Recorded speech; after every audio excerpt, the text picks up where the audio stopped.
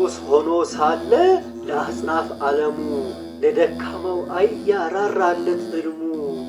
በስመ አብ በወልድ በመንፈስ ቅዱስ አሐዱ አምላክ አሜን። ውድ የዩቲዩብ ገጽ ተከታዮች በመላው ዓለም የምትገኙ ኦርቶዶክሳውያን እንኳን ለ2018 ለሆሳዕና በዓል በሰላም አደረሳችሁ። በሀገር ውስጥም ከሀገር ውጭም እንዲሁም በስደትም ያላችሁ በዓሉ የሰላም የፍቅር የደስታ እንዲሆን እመኛለሁ። ዛሬ ለሆሳዕና የሚሆን ያሰብኩትን ግጥም ይዤ ነው የመጣሁላችሁ። ግጥሙ ደግሞ ሀሳቡ የሚያነሳው ስለ ሆሳዕና ሆኖ ግን አህያና ሆሳዕና ምን አገናኘው? አህያ በሆሳዕና በዓል የነበራት ሚና ምንድን ነው? እና ዋናው ጽንሰ ሀሳቡ አህያንና ሆሳዕናን ምን አገናኘው የሚል ስለሆነ እስከ መጨረሻው ከኔ ጋር እንድትቆዩ አሳስባለሁ። መልሱንም በዛው ታገኛላችሁ። የግጥሜ ርዕስ የትህትናው ንጉሥ ይላል። እስከ መጨረሻው ከኔ ጋር ቆዩ። ሰብስክራይብ፣ ላይክ፣ ሼር፣ ኮሜንት ማድረግ እንዳይረሳ። የትህትናው ንጉሥ በኢየሩሳሌም ጎዳና በክብር ሲያልፍ ሕዝቡም ዘንባባ ይዞ በፍቅር ሲሰለፍ ሆሳዕና እያለ በታላቅ ዝማሬ የሰላሙ ንጉሥ መጣላቸው ዛሬ። ፈረስ አልመረጠም የጦር መሳሪያ አልፈለገም ነበር የትዕቢት መለያ።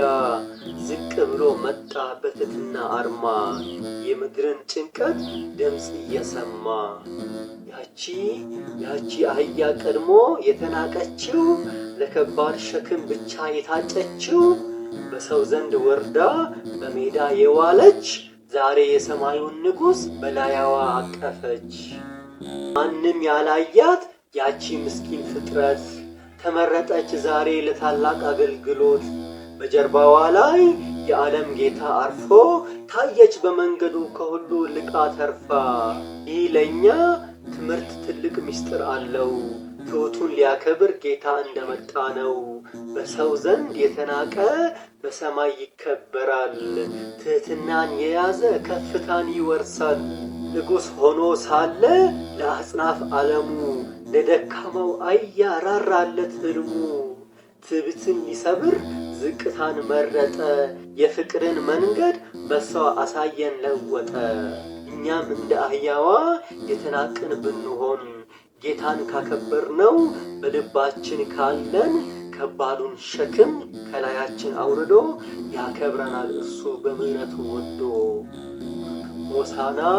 ሆሳዕና አርያም የትሕትናው ንጉሥ የሰላሙ መሪ የልብን የሚያድስ በተናቁት መንፈስ ማደሪያውን ሰርቷል። በትሕትና መንገድ ዓለሙን ድል ነስቷል። ወስብሐት ለእግዚአብሔር። Please subscribe abnetmeskel.youtube channel. Thank you for watching.